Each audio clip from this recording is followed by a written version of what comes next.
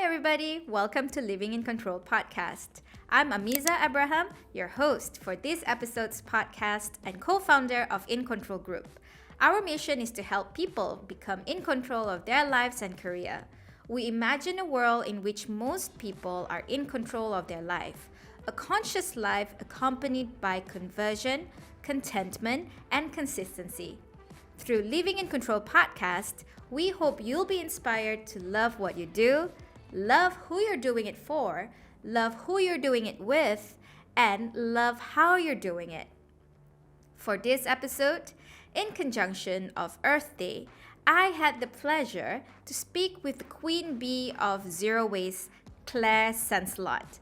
She's the founder of the Hive Eco Store, the first zero waste store in Malaysia. Through her lifestyle and effort in the Zero Waste Initiative, she was given the United Nations Award in 2017. So, in line with the theme of Earth Day 2022, Invest in Our Planet, we will be talking about her zero waste eco-friendly business, how she started her business to contribute to the environment, the learning journey along the years into the business, her passion project in helping the community eradicate period poverty through the Freedom Flow project, and many more. We hope that this episode's podcast with Claire will inspire and give you ideas on how to contribute or paying it forward to the environment and the community. So, let's begin. Hello, Claire. Welcome to Living in Control Podcast, or rather, I would say, bienvenue sur notre Living in Control Podcast. Did I say it correctly? Bravo, oui. Merci, Bonjour, merci. Lisa. All right. How's it going? Very good, thank you. Yeah, and you just told me earlier before we start recording, you are currently in France? I'm in France for a bit. Okay, how's the yes. weather there? Not so good, as you can Oh. imagine. We're getting into spring, so it's getting better. Oh, that's I do nice. miss Malaysia. Oh, I mean, right now in Malaysia, it's like it's really hot and it rains and all that stuff. So I think that contribute to my, sore throat and flu and also some cough. Not I feeling wouldn't that well. mind. I love being very hot. All right. So thank you for agreeing to come on to our podcast. This session is basically in conjunction of Earth Day. And here today we have Claire, the founder of the Hive bulk store, bulk food, right? We now call ourselves the Hive Eco Store. Oh, the Hive Eco Store. Yeah. Okay. So, the CEO of the Hive Eco Store. What is the Hive Eco Store? I think I would like Claire to introduce that. But before we go on to that, let's get to know you more, Claire. It's very interesting how you begin your life here in Malaysia and also begin your journey in opening the Hive. So introduce yourself, Claire. Okay, so it's very cute. It's a love story. Then this is the first time I'm going to say it as a love story. So back in 2006, I lived in Hong Kong for 10 years before moving to Malaysia from 2005 to 2015. In Hong Kong, I met my husband, who, guess what? He's Malaysian from Kuala Lumpur. Ah, okay. So this is how. So it is a love story, my love story with Malaysia. And then we lived in Hong Kong for many years. We had our 3 kids in Hong Kong and our fur baby in Hong Kong. And then we decided to move to KL in 2015. Ah, okay. Not too long ago. Not too long ago. And I love Southeast Asia. Obviously, I was in Northern Asia for a long time, but I love Southeast Asia. I love the weather. I love the food. I love the culture. So I was very happy when we moved to KL. So, but before that, you have travel back and forth to Malaysia, right? Yeah, because my husband is Indian descent, so we would be in KL for every Deepavali. Okay. So yeah, we dated many years before, and we got married many years before we moved definitely here. So I did a lot of trips. We got married in Paris because one of my family member was very ill and couldn't travel anymore. But originally we were supposed to have the big wedding in KL. Indian wedding is very, very, colorful and lots of Yes. dancing and nice food and all that stuff. I've been to a few, and it's a beautiful wedding, actually. It would have been something amazing. Instead of that, we had a very boring wedding, Western wedding, with only a few guests, which my mom-in-law couldn't understand. But, I always think that, it's not about the wedding ceremony, it's about the whole marriage. Yes. Reason being, during my wedding, we had to invite a lot of people, and most of those people who came are actually my parents' friends. We only know like few people and few tables. So I told my parents, like, okay, since I'm the eldest, like, you handle the guest, I'll just handle my dress. Right. It's not really your wedding, it's as well your parents. I mean, Yeah, your family. family. It's a family affair Yeah, thing. it's a Yeah. family affair. I totally get that too. Yeah. So sometimes we just, during the wedding, I told my mom, like, okay, I'm not gonna, be the bridezilla, or I'm not gonna stress myself with the wedding. So we'll divide Yes. whatever responsibility that we have. Yeah. So you said that you have your kids in Hong Kong before moving here. How old are your kids? My kids are now older, I guess. 10 and my twins are 10 and my oldest is going to be 12. Oh, you have a twin. I So know. I'm the nice. lucky mother of 3 daughters. Oh. And then when I created the Hive, now you don't realize it, but when you think about it, it's insane. My twins were 3 and my oldest was 5. Okay. So it's very young family. Oh yes, I can imagine. Yeah. Like I can relate to that because my I have a 5-year-old and I have a 2-year-old. Well, Right. turning 2, and that the youngest one is, yeah, I know what And you're terrible you're 2 is. launching a big media platform right now. Yeah. So, And now we're starting this business and all that stuff, and I'm having to juggle you know being at the office, picking them up from school, daycare, and all that stuff. I have to make sure that I finish work on time so I can pick the kids up, and that is a huge job itself. it Like, is how did you a lot. manage? Thankfully for me, what saved me, because when you have very young kids, and at the time they were obviously very young, you do need, of course they had school, but you do need help. And thankfully for me, our nanny, whose from the Philippines, Joanna, she came with us from Hong Kong. She decided to stay with the family and keep the same position. So when we moved from Hong Kong to KL, she chose to stay with us, which is very fortunate. So I had a big support, someone I could absolutely trust. And as mother of any young children will tell you, on top of it, when you're launching a business, there's no hours. Everything is like, for me, when I launched the Hive, it was such a big concept. I was launching a new zero waste concept store that didn't even exist in Southeast Asia. Don't get me wrong, ignorance is bliss. I didn't know how big it was going to become. But you start small and then it grows. It's like a snowballing. And I had if I didn't have Joanna, I would not be where I am now, for sure.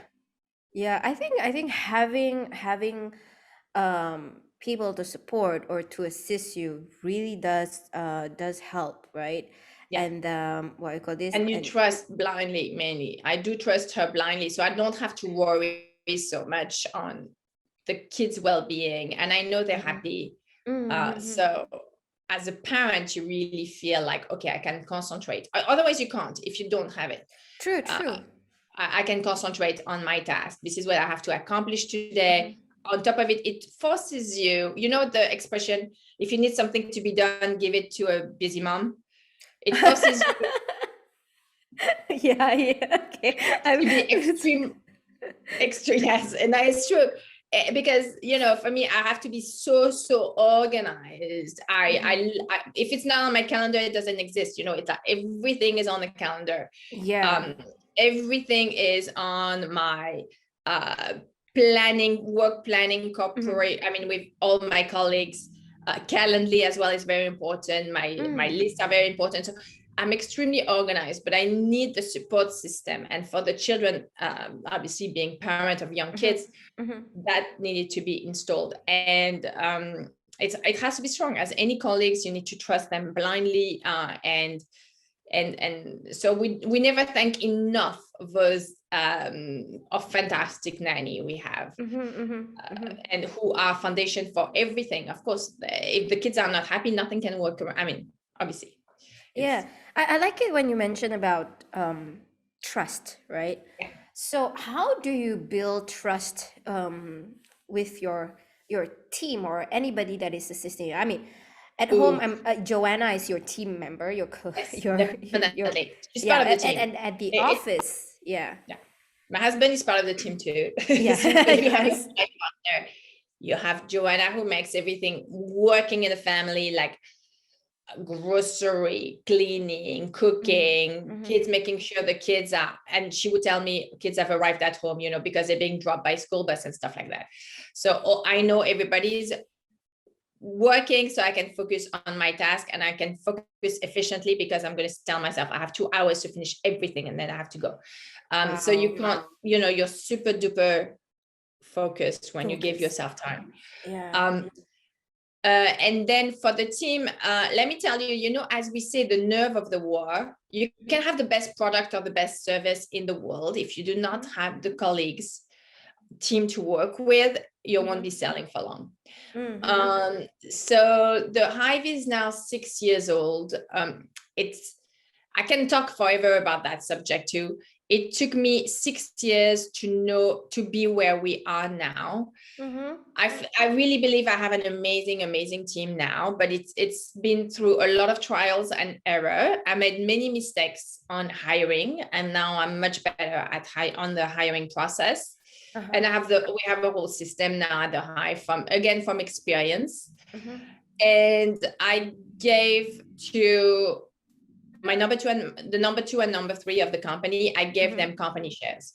Oh, wow. So I gave them company shares after 5 years of company, and multiple years from both of them after working with the company.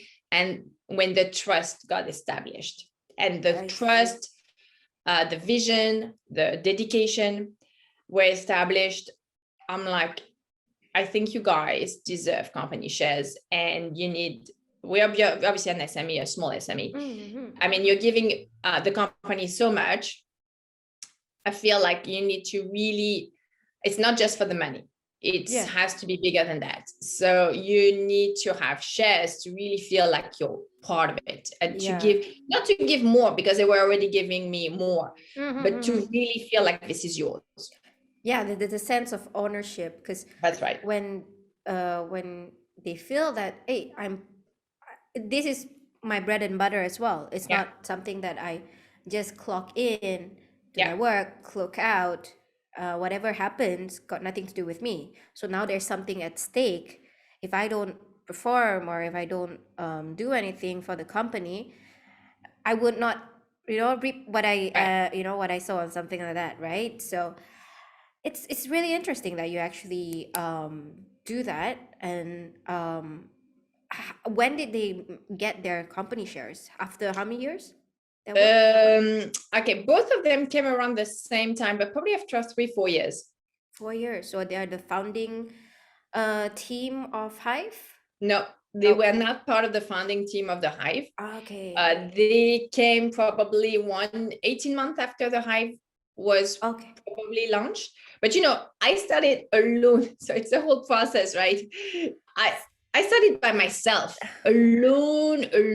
Oh, wow. That was actually the next question I wanted to ask. Like, when you started, you don't even have any Staff. No. staff. I How had many no products staff. you sell at that So time? when I started, it sounds very insane, the journey, because I didn't know anything. I was new to Malaysia. I never worked in retail in my life. I was always in production. I'm an economist by trade. So I was in production, or I was in ad agency, marketing, those kind of things. So I never worked in retail before. But I've been living zero waste since 2010. And I thought it was important to bring it to the Southeast Asian market, since I couldn't find it as a consumer. This is how it started. So just to let you know how it started, typical entrepreneurship.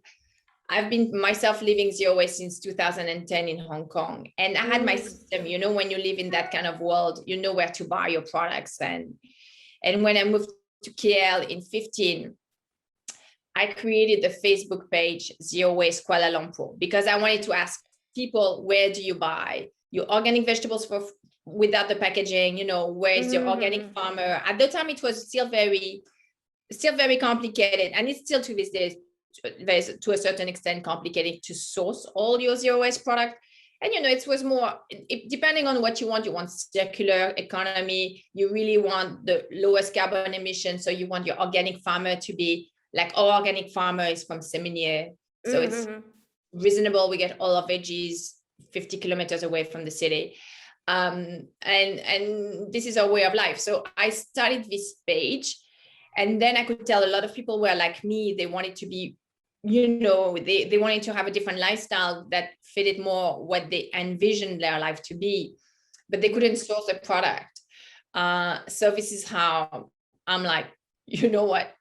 I never thought to myself, I don't know anything. I've never been here. Who has a pretension to say, hey, I'm going to come here. I don't know anything about the city, or I started the first job because I lived in Bangsa. So I didn't know even where you would have asked me another neighborhood. I probably didn't know that neighborhood yet. I lived in that neighborhood. And that's the beginner's luck. I don't know what it is. And that's how it started, because I lived there. I knew that neighborhood. There might have been a better location somewhere else, but I didn't know. So if you can't find it, make it yourself, right? That's right. Typical entrepreneurship here, niche in the market. I need those products. I couldn't source them in Malaysia. And those were daily products. I'm talking about solid shampoo, solid soap, things you use on a daily basis. Obviously, all the feminine sustainable care, which is very important to us. I mean, this is our other subjects as well, and why it matters to us. Of course, all the food need to be organic, or as much as possible local when we could, package free. All those things need to be in the equation. Then, it's give and take. You can't always find the perfect combo. Like, you can't always get organic food, but made in Malaysia. So it has to be as well coming from other places. Of course, we live in a tropical country. You can't expect to have dry food. You have abundance in tropical country of wet food, like vegetables, fruits. 365 days a year, you can get a supply of fresh. An abundance of fresh fruits and vegetables. Whereas in more temperate climates, you won't have this abundance all year round. But at the same time, you can't grow much cereals, which you need as well in your diet, because it rots so easily due to, again, the rain, the daily rain. So you need cereals from more temperate climate, but so you give and take here and there. And this is how the Hive started. But I was alone for a really long time. Now I can't remember how long did I stay alone for.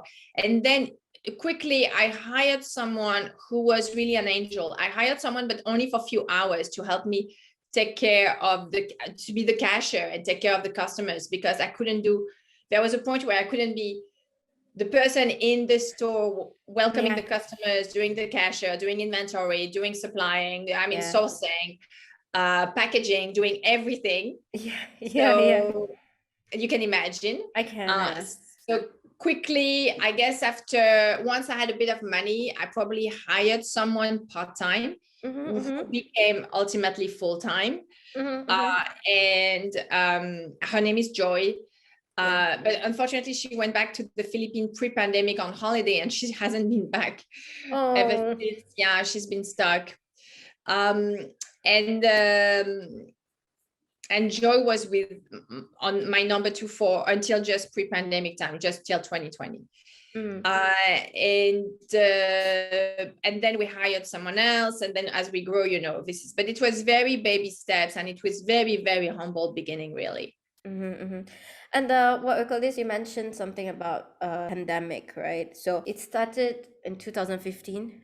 You went alone, starting to grow and all that stuff. And of course, business, they don't grow overnight and all that stuff. And then after that, I think 2015, you probably be in your teen years in terms of business lifespan, right?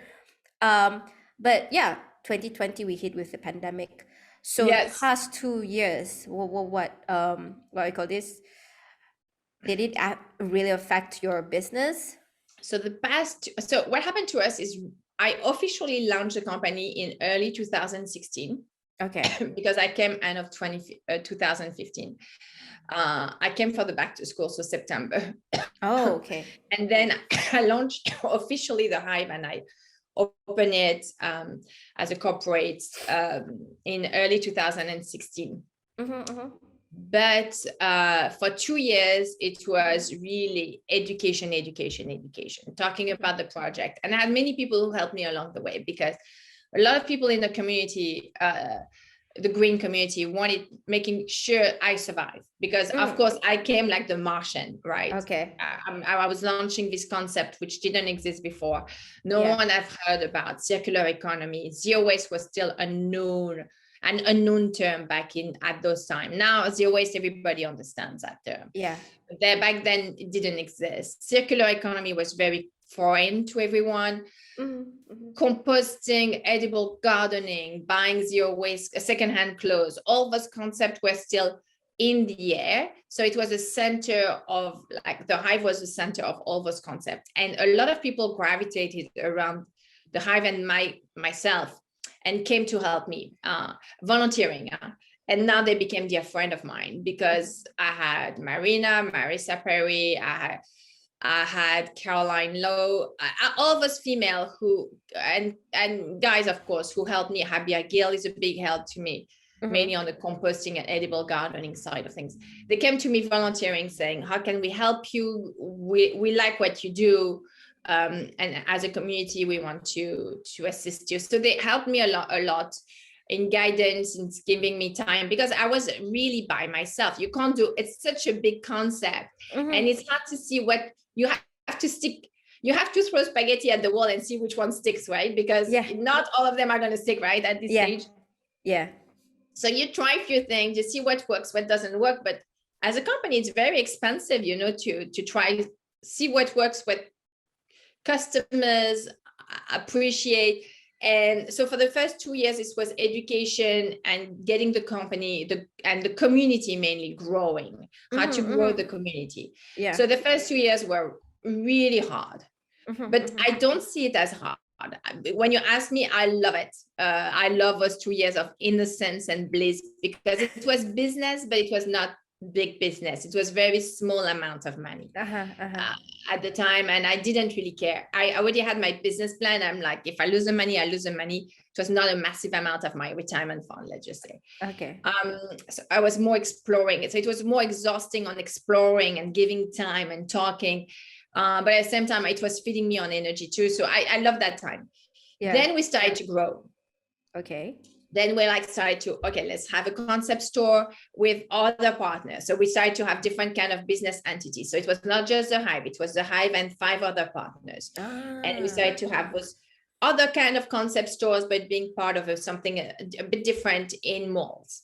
Then we started to have the Hive store on its own in different malls, but then I wanted to do malls and I wanted to do residential area. I wanted to be a bit like, so we would target all kinds of markets. And once I knew a little bit more about KL, I could do more zoning and figure it out which one was best to allocate our stores, right? What neighborhood was good. And then we were in full expansion. And we were about, I'm shocked. We were about to open a 7th store. 1 month later, we were opening the 7th store. Wow. When we got in lockdown. So April 2020 would have been our 7th store.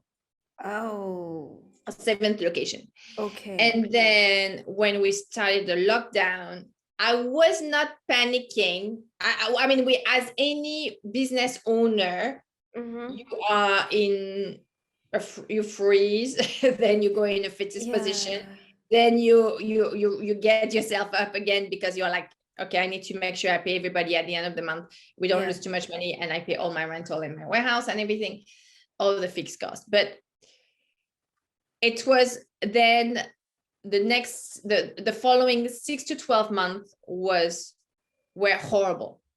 When I'm saying horrible, were horrible. I can only imagine. It was like an issue which you couldn't anticipate after another. We had no more containers. Because I mean, obviously we couldn't even deliver products because we had nothing to put the products in, and we were only working with Grab. Grab takes 25 to 30%. It's all our money. It's all our profit. So we were making revenue, but no profit. Okay. But you need to survive. And all of a sudden on the production line, you had me, the accountant, the head of marketing. We were packing because all orders were, we were always walking customers coming to to us. We were never a company who would be selling products outside. So we didn't have the packaging. We didn't have all of this. But all of a sudden, our only revenue came from orders. So we need to survive, but no more. Because everyone can't go out. Estima, oh my God. I would take my Toyota Estima. I would pack at the end of the day all the orders for Bangsar, Damansara Heights, TTDI, SS2, and I would be driving for 3 hours and do all the the big delivery by myself, thanking every customers from very far away because everybody was scared of stuff. I would go home exhausted. And wiped out, and to just survive. So that was surviving. And then we had to close. We had landlords we had amazing landlords who were like, how can we make sure we survive, both of us? So I'm like, okay, we agree on this amount of rent for the next 3 months, and then we assess again. Okay. And they're like, agree. And you had the stores were closed, and they're like, we want 100%. So you're like, maybe for a few months, but let's assume it lasts as we did for us 24 months. How are we going to do? So this is where the big decision, because when you open the store, you give so much love, you give so much time, so much care. It becomes emotional, and it's like, oh my God, I gave so much work. I put so much work, so much money, so much time. I was sweeping the floor, and now you're asking me for 100% and the store is closed. Then you have to make you need to make a decision, and you don't know. It's like, damn you if you do, damn you if you don't. Because you don't know, you can't tell what the future will be. But they made the decision for me. Now I'm thankful they said, okay, we want 100%, because then I'm like, then we have to close. Okay. We're finishing. Keep the deposit. We're out. Okay. Oh, so they kept the deposit as well? Oh, they kept everything. Oh no. Oh yeah, that's loss. That's it. Loss after loss. But now, oh my God, I can't explain to you where we are in such a good space. Financially, it's still bad. It's still bad. But the weight of because we had such heavy cost. Our fixed cost was so high. You can imagine, about to have a 7th store, between rentals, those big heavy contracts, employees. It's a massive amount of people working for you at this stage. You need employees to make sure the stores are running well between each other, inventory is rolling. You need to have a special lorry. I mean, it's like insane just restocking all the stores. Then I'm like, okay, we have to obviously change the business model totally. And because it was going to stay longer than expected. And now we are we were doing only one business. We were brick and mortar. That's what the Hive was. And brick and mortar. We loved our customers coming in, having the relationship, the experience, coming to a zero waste store. But now it's like B2B marketplace. We are in the USA. We're about to enter the French market on B2B as well. Oh, nice. It's like the diversification and not having all your eggs in the same basket. You're like, although the revenue is still not what it was before, and the margins are all depending on which platform you're selling on, if it's a store, if it's anything. But you feel like so much more in control, and you feel like you are a smaller team, because of course we are a smaller team than what we were, but we are a smaller team, but we are much faster, much more agile. I like you mentioned that it's in control. So it is in control, as you said. And actually, in the what we call this, how I can relate to this when you mentioned about when you had to close down some brick and mortar store and you felt that relief, it's similar to how you downsize your things, KonMari your stuff.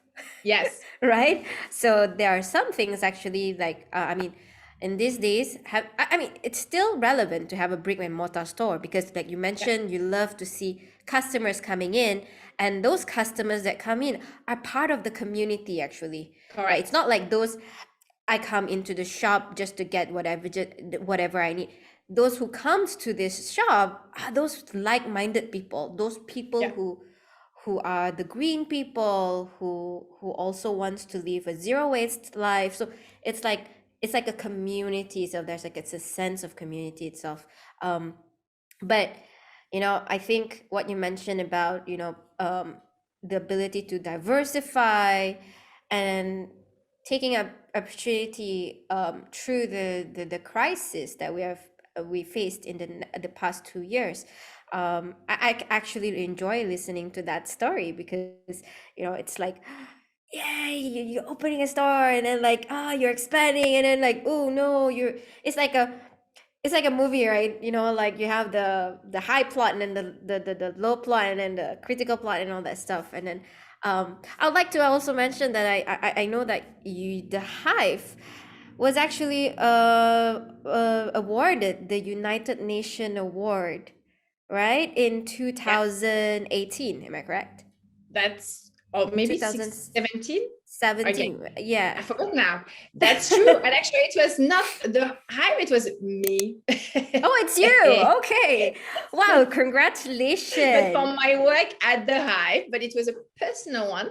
Okay. So I'm like, I was really obviously surprised, but I wanted to cry, because this is when you realize that's true. It was so much work, like you don't realize it because you're always in the grind, and that's true. Yeah. We did change the landscape. Yes. We did change, and many things started there, because we had all those minds, community center of all those minds meeting. We accomplished quite. When you look back, we launched movements. Yeah. I think that's the thing, right? It's like, it's not just about the business, right? And I like it when you mentioned that, I'm just new here in Malaysia, but I don't wait for things to run. I just go, I just do it. And you're, in a way, it's like, well, that's quite risky, like, how would you know that there will be some communities of people who would want to, buy a zero waste thing, right? So for full disclosure, I actually when you mentioned about, during lockdown, there's a lot of orders, you have to pack and everything. Actually, I started buying your product during lockdown. I bought the menstrual cup by the Hive. I I shifted from, I think during that lockdown it actually gave us the time to sort of like reflect what actually made me want to go change. I mean, I don't change 100%, but Mm. basically work in progress to be more environmentally conscious or environmentally friendly, is that when we were in lockdown, the world kind of healed, right? The what I call this, the air is much better, uh, plants are growing better. I mean, I think there was some Yeah. pictures that actually went online, and I was like, hey, yeah, we have been, doing a lot of bad things to the earth. Right. Why not, do something? So that is when I started to, like, go on googling and all that stuff, and then I've heard about menstrual cup before, and then that's when I actually went to your store online and then get my first product. And then after that, that was my first product, and then after that, slowly I shifted to soap bar, soap shampoo, conditioner shampoo. And yeah, you are right. We do not have that much options in Malaysia. So in a way, thanks to the Hive, we actually, it started that sort of like uh, market, right? And Correct. yeah, I mean, in Cyberjaya itself, where we are now, we actually have one zero waste shop here, but I'm not so sure if that business actually sustain, because every time when I go, when I see, it's like that there's no one there, so I'm not so sure if it's doing really well. Probably I should go and check out whether it's pretty doing well. Then that's my question. My next question, whether Malaysia, in general, I mean, I know you have that community, but in Malaysia in general, are they ready to be a consumer for zero waste products? Listen,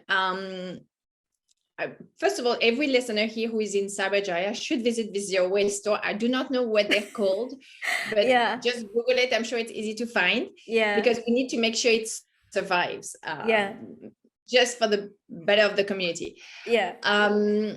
But I think, when I started it, but it's often the case, people told me it will never work because, yes, the Southeast Asian market was not ready for it already. When you have more mature market, it was not already an easy business to be in, right? It's always, I mean, no business is easy to be in, to be honest, but that's already challenging because you're working with a niche community. I knew that, but I was thinking, here, because I created the Zero Waste Kuala Lumpur page, and we were already thousands of followers and active member. Now the page is totally sleepy. I haven't fed it for years. I think since I started the Hive, probably. Yeah. But I think because I felt confident that I was not going to be the only customer, when I started. Yeah. And then there was, obviously you have all the food section, but as well you have, for me, I'm absolutely fascinated by female condition and any female oriented issues and products. So I focused from the very beginning on sustainable feminine care. And because I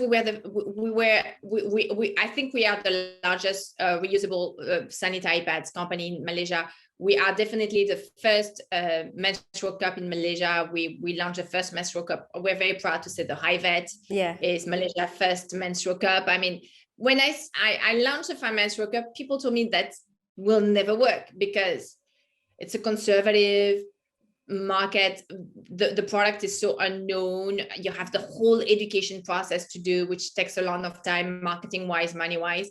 And because I love that product so much, and I could see that it benefits people for so many reasons, not just environmentally, but it was freedom of female. It was as well financial freedom, because you buy it once, it's quite reasonable, and then you save so much money. I was like, we're targeting every kind of market, and you can be in a little kampung in the middle of nowhere, you're still going to save money. So just the economical sense of it people will buy it. And so it is risky, but I went slowly, and the community grew with us. Customers followed us, the crazy vision we had. Sometimes it works, sometimes it doesn't work. But let me tell you, all our locations were working. We were profitable pre-pandemic. So it was a bit heartbreaking to see it, because even now, even our current location, we obviously have much less customers. We have much more customers online, and online you have the cost of the rental cost plus the cost of your staff taking care of the stores.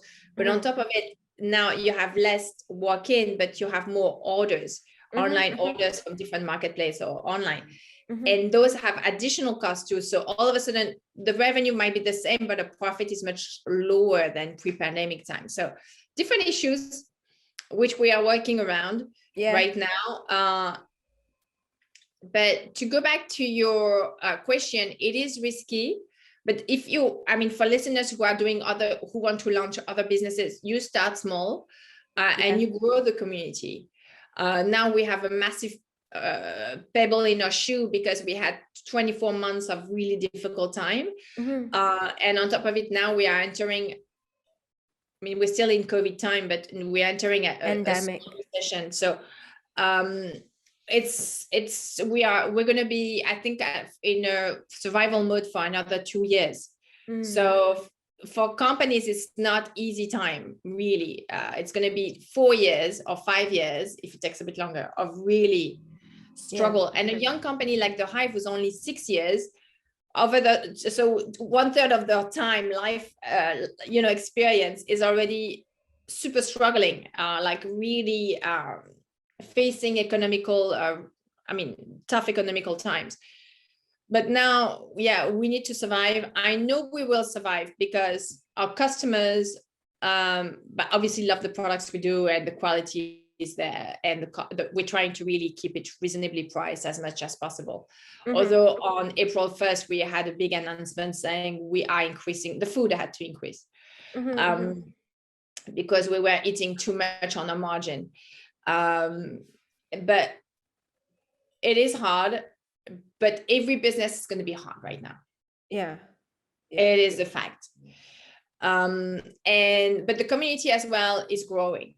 So even though the community is growing, people are more concerned about carbon emission, but at the same time, they have less income, disposable income. So you need to find a way to balance it all out. I believe in the market here, and I believe there is a space for everyone. So if listeners have a good idea and they are in Borneo and they're thinking about start small, start with your community, give to the community will give you back. I've noticed this. For me, we've done so much for the community, but the community has given us so much back, on time, on education, on everything. It's been amazing. It's obviously not a job where you're going to get rich. It's really a honorable work. Let's just say. It's basically part of the values that you believe in, the passion that you have, and the lifestyle that you want to lead, in as an example as well. And this is what I can gather. And the part I like the part where you mentioned that you gotta give in order to receive. You don't necessarily, you give to A will give back. there will be a lot of other ways that you will receive blessings or receive opportunities, right? So Yeah. I really like to have to hear from that mindset too, because even in the book, in the contribution chapter, this is basically what we mentioned, right? And in the word of what we call this, there's actually a quote from Tony Robbins. Maybe I'll check it out a bit later, Sure. where what we call this, you happiness is when you give, right? Agree. Yeah. So that said, like having to go through all this, right? The ups and downs in the business. Are you happy? Okay, it is not for the faint-hearted, and Okay. often I'm taken back because I have this community. For me, it's not just the green community, it's a business community, it's a female entrepreneur community, it's so many communities actually intertwining each other. Yeah. I had a girlfriend who has a business. She has a soap business. Soap business. Yeah, she has a soap business. She's Mhm. importing a soap, beautiful soap from Australia. Her name is Hong Mei. She has the olive tree business, and we were chatting. We chat Olive often. tree. Yeah, Yeah. Okay. I love her, Okay. and we chat often. We discuss often. And we've been working together since Olive Tree launched because I love the product so much. Mhm. And Hong Mei just it took me back. What did she say? She said, "You are so not courageous, but something like that." Because I never let go. I'm like a pit bull. I never let go. Okay. So it can be a quality as it can be a default. I'm not sure. But she's like, yeah, I don't let go. And right now it's very, very hard. But I think, and I wish people would talk more. Because and business owner will talk more as well. Right now, every business in Malaysia is having a really hard time. Yeah. That is guaranteed. Any F&B or any retail, any business that is not in services, I would say, is having a really, really hard time. And they need really support, mentally as well, because mentally it's very heavy, and mentally and obviously financially, because the financial burden is very high. Because for us at the Hive, let me tell you, I didn't do any salary cut.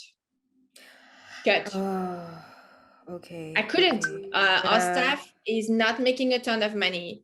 And they are all breadwinner, of course, and their family, even if they're young, the family depends on their income. So the only salary cut was mine. Okay. I didn't cut anybody else. Wow. So it's very heavy financially. And some other friends who have company told me that's suicide. But literally, that's the sacrifice that you have to make. Someone who makes 5K or 6K and they have family members who depend on them. You know what I mean? You can't. Yeah. Basically, it's a sacrifice from your part. But that's where I really wish we had more help, governmental help. And the government agreed to help us, but only for people who made a small amount of money, not for the higher. But I'm like, even if you make a little bit more money above the whatever the government offered, it's still not enough for a family to live on. Yeah, especially in the what I call this, the city area, living cost is really, really high, and everyone's really high, struggling, right? And unfortunately, often in our team, we're all female pretty much. But they are all they're not the breadwinner, but their family, their parents, their siblings depend on them. Okay.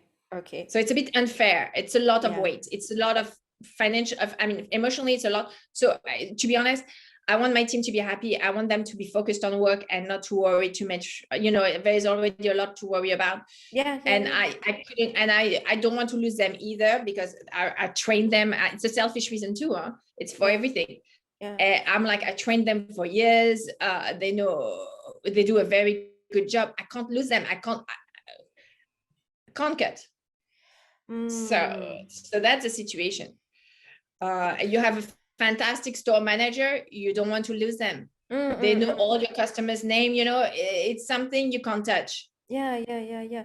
So, and some people would say, but they won't find another job, they won't leave you, but there will be resentment. They understand they have to do sacrifice for the company, but they have children, they need money. At the end of the day, they had, if let's say they had to make difficult decision for sure. But I mean, it's commendable, or what you did, in terms of time will tell me if it's a right decision or not. But right now, financially, it's very, very heavy. And making sure everybody got a salary just to pay rental and food and whatever. It's not to pay to go on holiday. But just I would keeping the light on. But I think I would remain optimistic. I think when I read about your company and your stores, right? The placement of your stores are actually, I would consider it as strategic, because the placement. To be honest, we're doing I can't say too much because times are tough, but we're doing okay, because we have fidelity points, we have the community, we have discount days, we give so much. So we make sure that we retain our customers. So I think it's all also about I think people are more and more becoming more conscious about this. People are more educated about this, because from the way I see it as a consumer, for me to have this kind of lifestyle, I would like to see more of this kind of business in the market. Reason being is that if there's more, then people have people will buy it, because people buy from non-zero waste products. Like, for example, people buy small packets of things in beans in a small packets, because it's convenient to just get one packet and all that stuff. And then what I call this, if let's say Village Grocer or Jaya Grocer now do that concept of just get what you need, and especially the beans and all that stuff. I mean, it's like how people will take the onion and then weigh it and all that stuff. So try to do it for all of the products, not and then actually we do that. I mean, when I go back to my hometown, going to the market, basically everything is loose. The vegetables, the fresh vegetable is actually loose. It's just that you just say how much you want, and then they'll just put it in a plastic. But people and I think more and more authorities are, like, for example, now in Klang Valley, it's I mean, you see that people actually do not use plastics any much, right? Because they're 20 more conscious cents about the plastic waste. Unfortunately, it's so true. We are much more conscious, and I think with the Hive has a bit to say about that. Has a bit to do about that. We are more conscious, but at the same time, we still have a massive issue of single-use plastic. And for some reason, I do not know why, Malaysia has one of the highest consumption of single-use plastic in the world.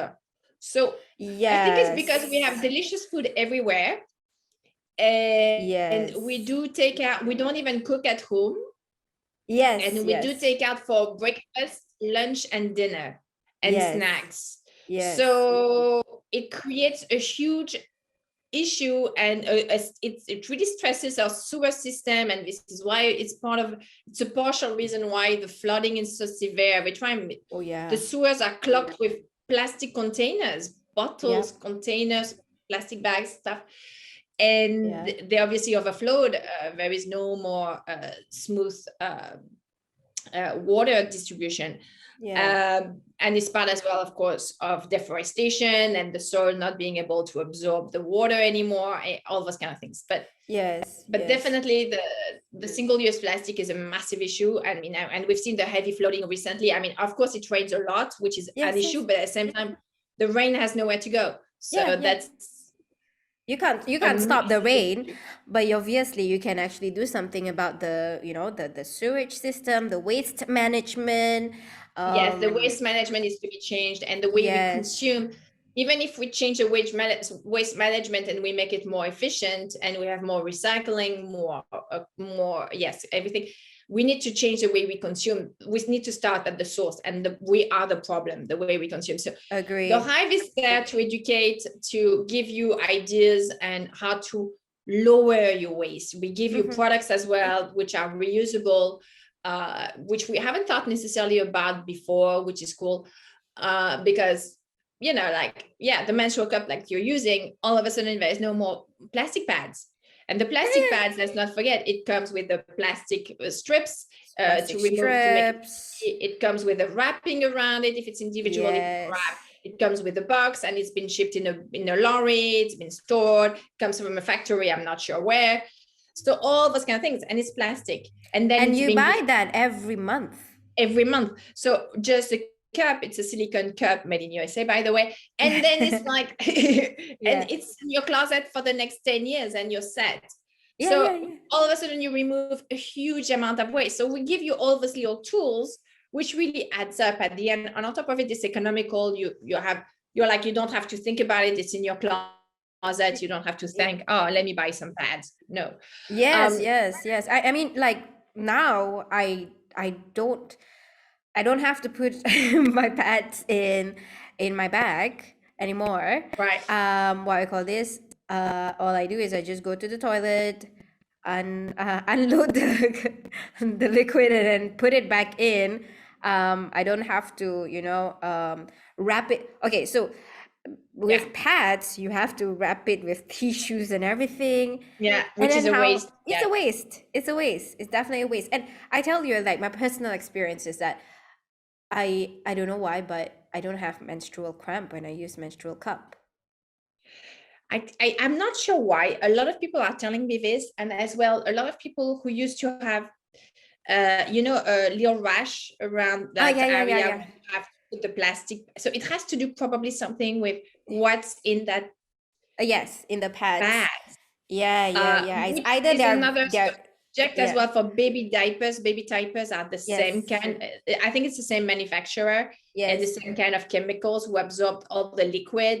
Yes. But at the same time, you put the chemicals so close to your body. It's a very thin layer of skin there. It absorbs everything. Yeah, and that is the part of the body that is very sensitive with pH. Very true. Yeah, and then the temperature and all that stuff. That's the most sensitive I'm not area. a scientist. I can't tell where that comes from, but it's just common sense. When you put all those chemicals for so long in a hot and wet environment, it's not so good. So here, the product on its own as well is relieving a lot of those issues that as female we have. I mean, our reproductive system is so complex. Yes. That it removes a lot of issue, and the number one thing is the rashes, really. Now, it's interesting that we're talking about this now, because in your website, I saw that you have a project called the Freedom Flow Project, and it's about it's about the menstrual female hygiene related to the female hygiene products, right? So tell me more about that. Tell us Thank more you about for that. asking. This is my baby. We launched it a couple of years ago with the team. And again, we are a female team. We are very committed and we are very angry. Okay. And See, you we don't launched, mess with women. no, so it's a combo of Ida, Azima, Noride, and Balkis. Okay, why you're angry? What is it that you guys are angry about? Period poverty is a big issue for us. So period poverty for people who haven't heard of it.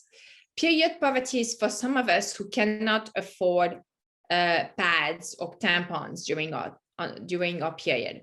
Typical mother will give everything to their partner and children before taking care of themselves. Yeah.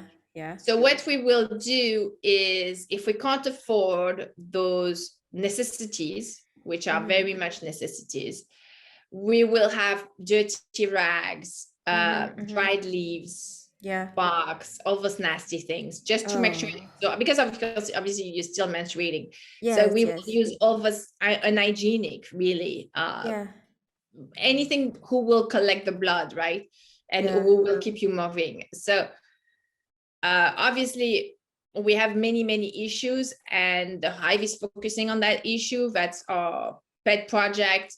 Period poverty in Malaysia should be eradicated, and we've been, so 5% of all the sales of our cups and pads are donated here to urban or country low-income community. I see. We work on both sides. And we do have those donations. Unfortunately, we started right pre-pandemic time, and then during the pandemic, I mean, all the villages, we wanted to reach some ASLI villages, unreachable, nothing was moving. But anyway, but everything now is back in order and doing well. But that's really our pet project, and not even pet project. It's like, what have companies, you need to focus on one issue, and this is and at the Hive we want to focus on so many issues, single-use plastic, but now for the past few years we're very dedicated. We're launching the Freedom Flow project. That's what we do. And so if anyone who's listening to this podcast is thinking, oh, my corporate would like to contribute to that project, let's do it together. Contact us, because we work with many different NGO, and together we work on distribution, on education, and making sure, because of course everything we give first, it's a lot of money, and we have to make sure they're being used. And so we work a lot on education on educating the female on using the Hive or the pads. In all of us. And I can't tell you how many, as today, obviously thousands have been donated, but I can't tell you how many we've donated so far. But so what are the activities that you guys do? What are the activities that you guys do in the project? It's not really activities, it's education. Education. So it's educating people how to taboo as well. So all of a sudden you have the Hive team coming, we're talking about period. It's like we are in the wet markets. It's very, or the city center, the center of the sort of like city hall of the whatever we are, and we are we're educating freely on reproductive system, and what are the periods, and removing the taboo, which is very important as well. It's all about it covers so many subjects. And it says as well on removing taboo, it's really education. Most females have no clue of our reproductive system. We do not know. I get so many, we have every day so many DM on, oh, can I go to the bathroom while I use a Hivette? So even the anatomy, our own anatomy, we're not familiar with. So we really see there is a massive lack of education on. And the reproductive system is so complex. We have so many issues, so many disease or pathology related to it that we still to this day do not know how to handle. So it's a massive subject, and the Hive is contributing teeny tiny part of it. but really the awareness and the education, and well, we're part of it. It's a talk we love to have. And if you want to know what we get gratification the most of what I do, we do a lot of things, and I love so many things. I love so many subjects. I love composting. I could talk about it for hours as well. Composting. But Okay. composting and edible gardening. This is something I'm obsessed with too. And I tried, but now, my garden died. I would take you for hours, but all those now new farms you have in cities, the vertical farming, I love all those subjects. Oh, yes. But I had to focus on one, and I'm like, okay, this is going to be that period poverty. Let's try to solve this issue. We're a small SME. We need to start somewhere. Let's have the conversation with everybody who wants to listen to us. Yeah. I mean, we will definitely put that information in our YouTube description and also in our podcast description where to contact you, because I think let's take this opportunity, since we're talking about contribution, right?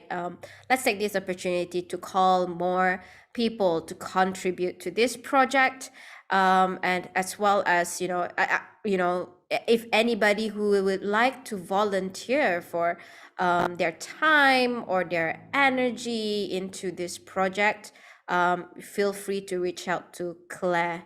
I think to me also, it's like, because we're women, so we I mean, it really is relatable, right? When you mention about, what do they use to collect that menses, right? It's sometimes, sometimes we are in a position where we have that privilege. We are okay. We are able to buy the pads and all that stuff. But what about those who are not able to? That's right. I mean, I've seen okay, so I thought about this because back in my hometown, I saw this one homeless lady, and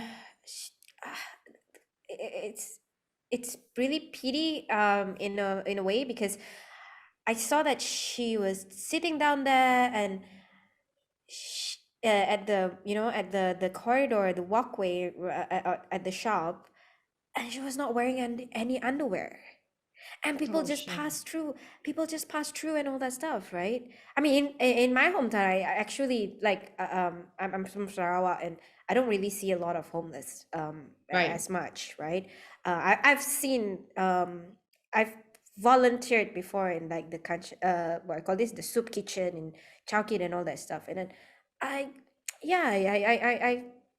can't imagine, having to go through that, and it's something that we go through every month. It's something we go through every month. And just imagine, we have plenty of little girls in Malaysia, worldwide, any country in the world, who do not go to school when they have their period. So again, girls are missing on education here because they can't afford the pads. Yeah. That is unacceptable in 2022 to have our daughters who cannot go to school because they have their period. Yeah, I mean, we have internet, we have all the technologies and all that stuff, but if these are the problem that we cannot address or even find solution for, then what's life? I know. What is it for? Yeah, what's it for? If we can't even make sure our daughters do not attend school when they have their period, just because they can't afford, on top of being traumatized, it's not easy to be 12-year-old and to have your period. Or, it's a different 13-year-old and having your period. But on top of it, you can't even afford it. Or you're gonna have leakage because it's a really cheap one, or you're gonna have really terrible things, and you're conscious of it and you're scared of it, and you're gonna be focusing on school because of that. No. And it's a simple and super cheap solution to make sure this is removed, because here we're not giving we're not telling you get our pads and you don't have anything in 12 months. No, we don't supply you for we supply you for 10 years. We give you the tool. You have 10 years of like freedom on that. You have already a lot of issues in your life. This is a little thing we're removing. One of the worry we're removing from your terrible worries you already have every day to handle. Yeah. So it's just a little help that costs not much really. And that really, it's so simple. It's so simple. It should be mandatory everywhere in the world. Every female should be, as soon as they have their period, here's your menstrual cup. Here are your pads. You know, it's like it's like your adulthood orientation day or something. Yes, exactly. your care pack. It is, and then you're free, you're independent. Those are your things. Take good care of them. Welcome to adulthood. Welcome to womanhood. And here's your pads. Don't worry too much. Yeah, it's not going to cost you a fortune, because for some people it's really a lot of money. So it should be that way. It's unfortunately is not in the meantime until it is, and we're hoping in my lifetime it will happen. In the meantime, this is what the Hive does on a small scale, but it still has an impact, and we're still very thankful for it. So just now I mentioned that there is actually a quote from Tony Robbins, right? So the quote is, the secret to living is giving. That is true. Yeah, so that is true. I cannot imagine, and I think you're the same, having a life without giving. Giving back on top of it, we're both very fortunate people, we can say it. We have a healthy family, we have a roof on our head, we can eat, and we have clothing that we want, and we appreciate our kids go to good schools in safety. So we are very fortunate. So we need to make sure as well we give back. Because we've been lucky. Yes. I think what I call this, I would like to say we are definitely blessed, and I think the world would be a better place if we share that blessing, right? And then I was being taught by my late father, my mom, to always pay it forward. Sometimes my mom do it excessively. Excessively, in a sense, like, oh, never mind, just give them, okay, like, she buy a lot of things, and then after that, instead of like throwing it away, oh, I'm gonna give it to someone else and all that stuff. It's like, then why do you buy it in the first place? But and then sometimes she sees people at the restaurants and she's like, oh, let me pay for the food and everything. I'm like, okay, that's really too generous, but that is how we're being raised, and this is what I want to and this is how I want to raise my kids, and the people around me, to be more aware of, like, hey, you know what, while you do while you have to earn money and all that stuff, don't be greedy, give it back, because money is not money is not the source of happiness. Yes, it definitely help you with living comfortably and all that stuff. It definitely take away all the worries, but it doesn't mean happiness. But giving back, or knowing that you're making certain impact in other people's life, or not only life but also like the environment and all that stuff, that kind of happiness is a little bit difficult to explain, but it's like a divine feeling that you can actually feel. It is a divine feeling, and I agree with you. And it's everybody has different level of happiness and what makes you happy during the day, and it's a selfish thing, actually. Happiness is selfish, you do it for yourself too, right? Yes, agree. There is probably a lot of books on philosophy written on that. But you do it because at the end of the day, when you go to bed, you don't want to go to bed angry. As we say, never go to bed angry. You always want to make sure you've given your best and you contributed and you're thankful for what happened to you. And at the same time, you want to make sure that's what gives you happiness. You help someone, or you made someone's life a little bit easier. And in a selfish way, I do it for selfish reasons too. That's what makes me sleep at night too. I mean, you're right. it is selfish. Human beings are selfish, right? Yes, But you know, it's basically like turning the negative connotation of being selfish into something positive. Right? It's exactly, nothing wrong to exactly. be So selfish. absolutely, Yeah. you might do it for selfish reason. I think partially I do it for selfish reason, but I do it because it makes me feel good too. Yeah. Of Yeah. course, I do it because I have to. I have duty. I feel like because I was born a white female in a Western country with healthcare, with human rights, with freedom of, I could say whatever I want to do. I was going to almost be paid equal pay, almost. And I can wear what I want. So I know all the privilege I have already. And I have to make sure the other female in the world can attain this privilege as well, and be as one day lucky, thinking about the little girls in Afghanistan and all those kind of things. Yeah. So I understand all the privilege I got, but at the same time, yes, of course, I can't dedicate all my life to say, but I can do on my own. I created a company, and we made sure we are, and having a female team, we make sure, this is a project here, making sure female in Malaysia first, but it could have been in France. I'm French. It could have been in France. Period poverty is worldwide. It's a worldwide. It's not something to be ashamed as a country to say, oh, I have period poverty. No, it's a worldwide issue. The United States is the wealthiest country in the world, but they have period poverty. And so, and people need to know that, actually. To be honest, like, I just know about this like few years ago about period poverty. And I'm a woman, and I believe our listeners or the viewers on YouTube would probably probably period poverty is something that is new to them as well, right? So it has to be brought to light. But again, women issues, too much, too many. we have a lot. Yeah, And the pro-life, pro-choice, the what do you Yeah. call this, the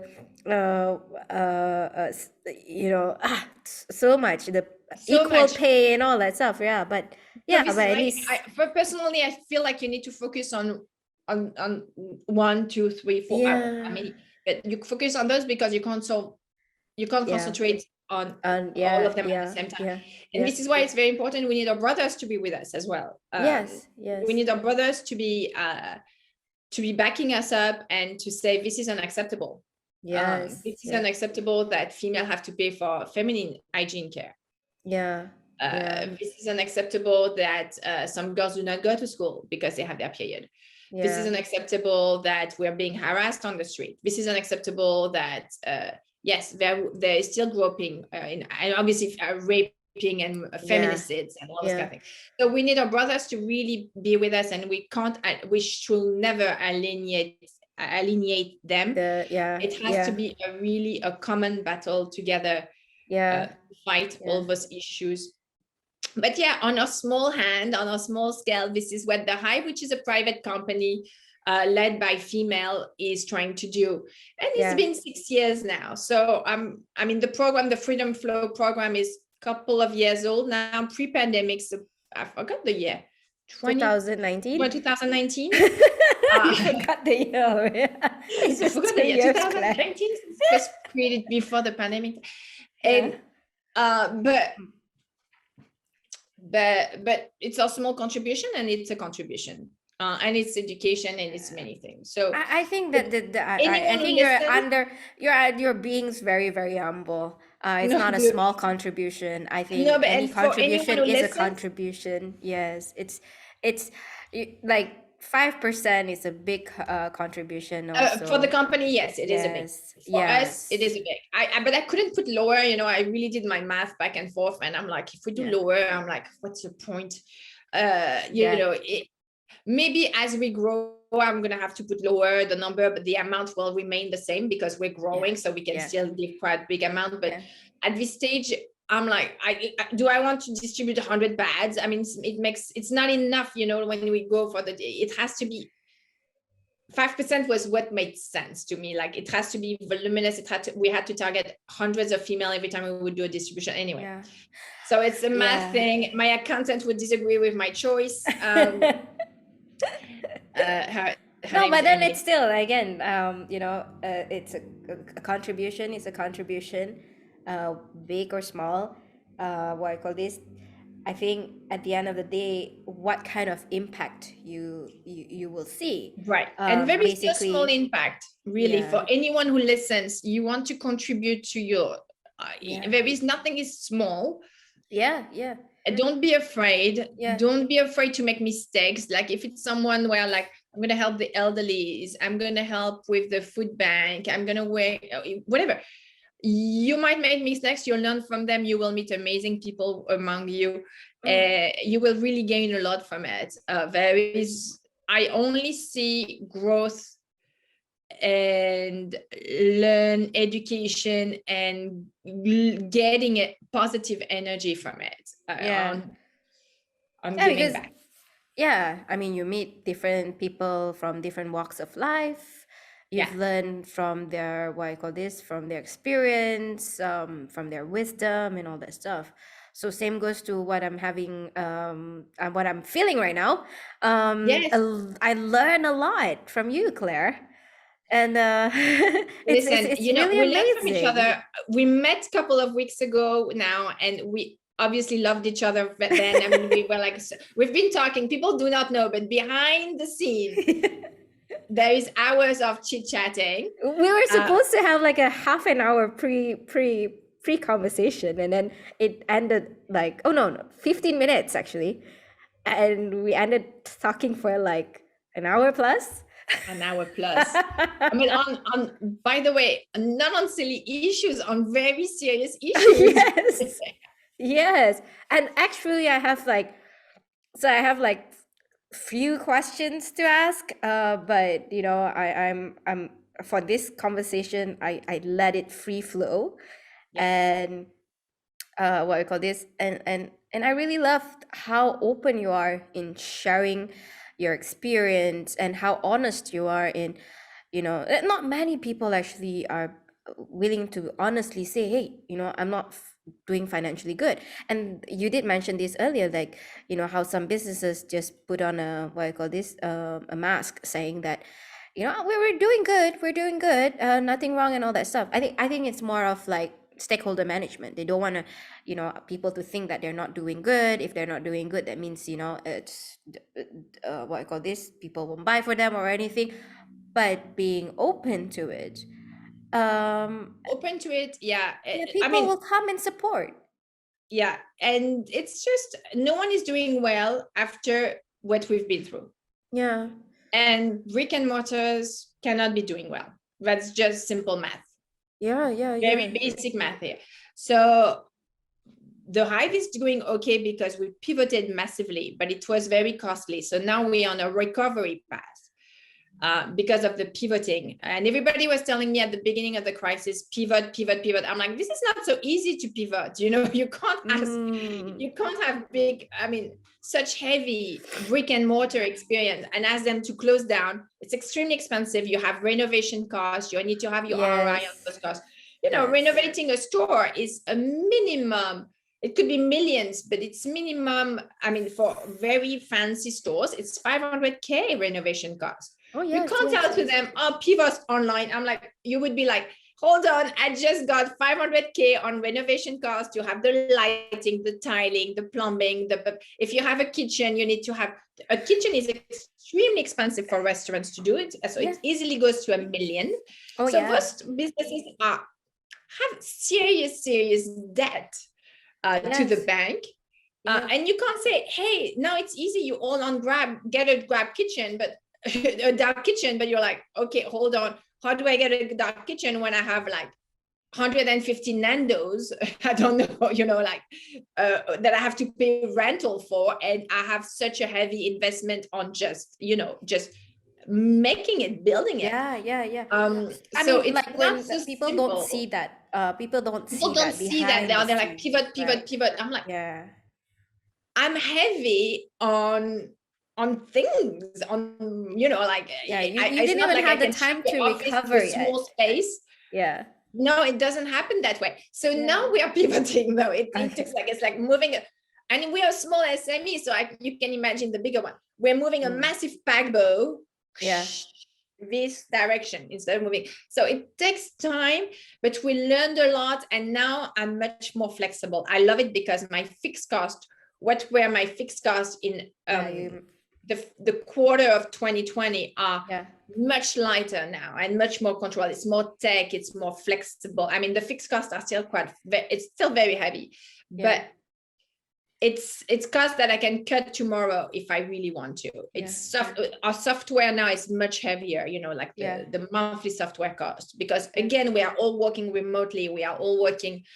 The ad spend is tremendous compared to pre-pandemic. So, but again, costs that are there, but we can cut it tomorrow. You can't cut rent tomorrow.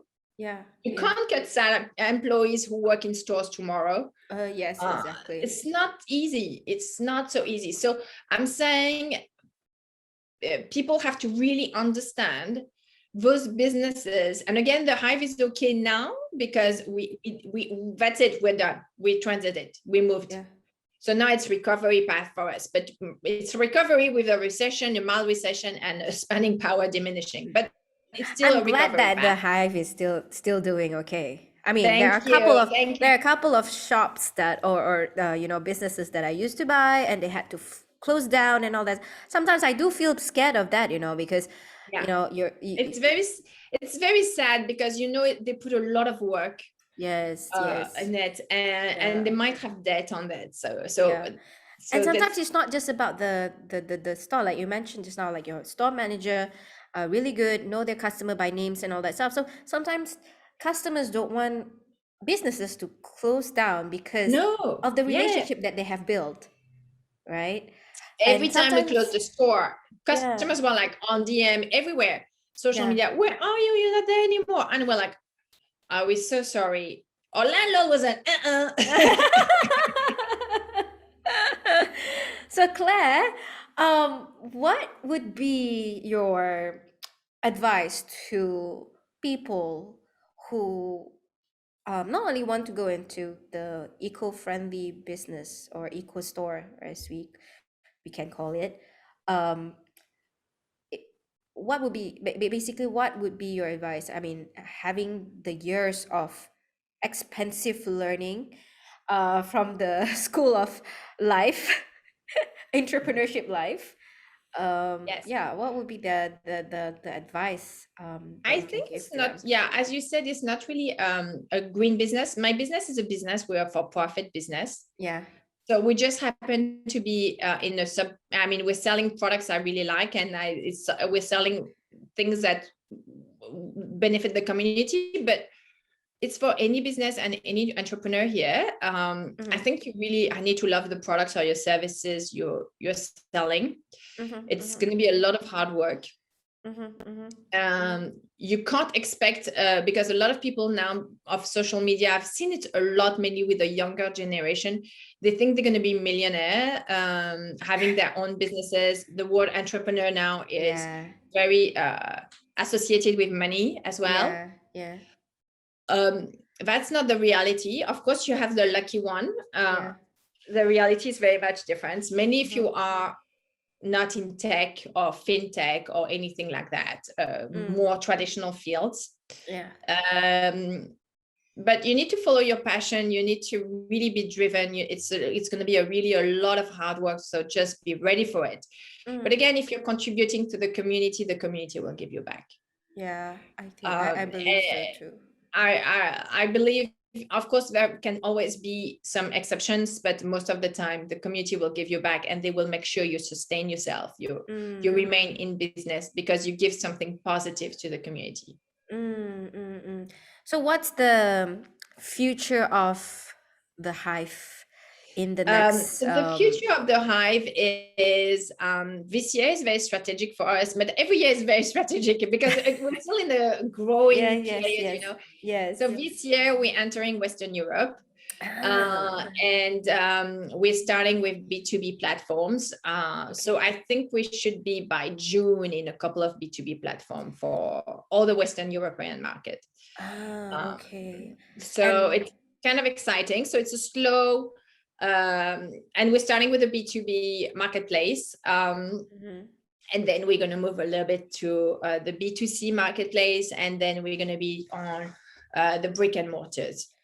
But it's a slow process, but quite heavy financially to be on all those things as well. So we are taking it slow one by one, building it. We're already in the US market, so we're excited about that. But we've been in the US market for a couple of years now already. Of course, we have a company in Singapore since a year now, since last August. So and we are. So we launched the business in Singapore, I think it was last July. And we should be breaking even almost last month, but this month we should break even. Nice. Congratulations. Yes. And the fact that you started alone. Yes. Oh, yes. Yes. So the company in Singapore is as well 100% my own company. I had to open a company in Singapore. Okay. So yeah. Okay. Is it the Hive Singapore? It's the Hive Singapore, and the company in France is the Hive France. We're very okay. All right. Okay. So because you need the world internationally, you need to open a company for almost every country. Because of course you need to pay taxes, you need a law, you need an accountant, you need to have it's for tax purposes, and I guess legal purposes as well. So all of this super honored. Oh, thank you. Super honored I actually don't know, because it takes time, it's quite expensive to do it, and you obviously plan a budget, and it takes time. Singapore was quite expensive. It was more expensive on ad spend than I expected. I didn't think I would have to spend so much on ad spend every month in Singapore to get, and now that the brand is quite established after 6 to 8 months, we lowered the ad spend I can talk about it forever, but we are lowered the ad spend, and now we're seeing more. Obviously our P&L is much better. And I'm touching wood right now, because I think the month of March, we're still calculating the P&L for March for Singapore, but we should broke even. If not, it's by that we missed. So which is for me very important, because then we can finally get our ROI from all the investments spent before, and then it's like slow cruise. Nice. Wow. That's what I call this. It's a really interesting journey. I mean, looking back, even to know that you have what I call this, started this on your own, alone, and taking the risk, because people is like, you just arrived Malaysia and then you're starting a business without understanding the market, doing a study about it first and all that stuff. That's like you're breaking the entrepreneurship 101 rule. I don't want people to say it's easy, and I don't want people to put all their retirement money on the business and to think, oh, she did it, so I can do it too. Hold on, I'm very risk averse too, but it's true. But saying that, everything you said is correct. But I'm sure that I'm sure that like it's although it's like you're taking that risk, but I'm really sure that you have a safety net if anything did not work out. I do have a safety net. So it's true that you mentioned don't put all your life savings into it. You have to be smart about it, right? And then having that sense of having a backup, right? But don't overthink too much to a point where you stop doing it. Procrastination as well is that's a problem. A lot of entrepreneurs, they have business plan, they don't want to share it, they procrastinate forever. There is a point where you tell yourself it's either going or it's not going. But if you give yourself a time frame and it's still not happening, then you put it on a shelf and you move on with your life. Otherwise, it's just going to consume you. Right.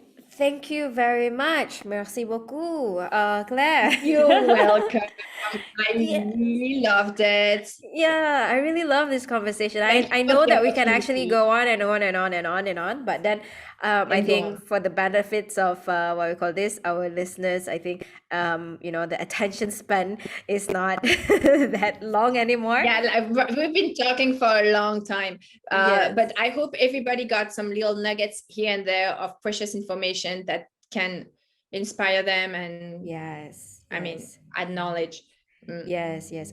Definitely, we want to inspire all our listeners, our viewers to to live in an in control life. And when we talk about in control life, and I like to repeat this again and again, it's basically an in control life is when you love what you do, you love who you do it for, you love who you do it with, and you love how you do it. And I think, Claire, you're embodying it.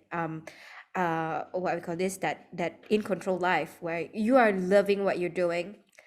um who you're doing it for is definitely your family, your community, the livelihood of everyone in humankind, especially the project that you're passionate about, right? You love who you're doing it with, how you have mentioned your team, you, Joanna, being the Yes. biggest important. I mean, these are she's the unsung hero here, for Yeah. having to assist you to do all these things. And then how you doing it, how you doing it. Basically, it's still doing the business and still able to reduce waste or reduce carbon footprint as much as possible, can as much as you can. And yeah, that's how. And we're so very, very blessed to have you in our podcast. And hopefully your story will inspire everyone. And what would be my key point from this conversation is that in the book, even in the first book, right, the cover of the book, we put one day or day one, you are in control of your own destiny. And when you mentioned that, I just go for it because I I can't find the thing, so I just start this business. So that go-getter spirit, you straight away live up to, like, hey, today's you didn't even say like, okay, maybe one day I'll open a store so that I can get the my zero waste products and what we call this, all these organic sustainable products. Instead, you're like, hey, today is my day one, I'm gonna open that store. And you know in the span of like couple of years, you've opened up 5 stores. And of course, things are unfortunate, but that didn't actually stop you, right? No.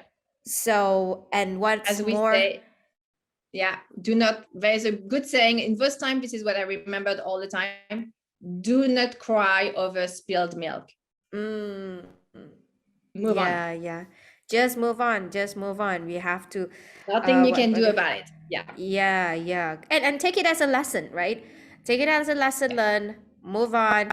Because people are saying that there is a saying where being wise is not just about having that experience, it's basically having that reflective experience, learning from that, right? And I think what's most important here is the fact that of all these kind of things that you're doing and all that stuff, the from what I'm hearing, is basically your core is because you want to contribute, right? Yeah. Yeah. And although it's selfish, but it's what I call this, it's a 50-50, it's a win-win kind of thing, right? You Yeah. want to feel good about yourself, and by doing good for others, right? So I think that is very inspiring. I really love that conversation. I hope you don't mind if we invite you to talk about other things, because I know that there's a lot of things that we can talk about. Yeah. Right? So thank you very much, Claire, for Thank spending you your so time. much. And thank you for the time. Thank you yeah. for the opportunity. I love what you do. I love In Control.